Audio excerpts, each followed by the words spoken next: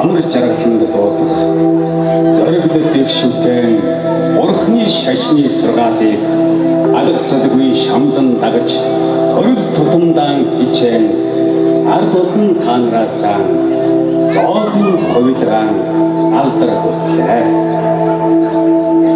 Мандан бадархын бэлэгдэлтэй анхын цэнхэр говь маш их гэгэн савдагтай зоогийн боровоо аршаан шидийн ундрахтай адис жанлав ус амар амгалангийн өдгий сайн цагаан нутагнэ.